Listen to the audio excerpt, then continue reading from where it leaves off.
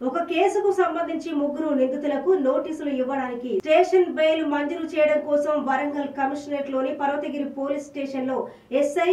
SHO G Venkanna తన driver అయిన P Sadanandam AR constable ద్వారా 40,000 రూపాయలు లంచం తీసుకుంటుండగా అనిష అధికారులకు పట్టుబడ్డారు.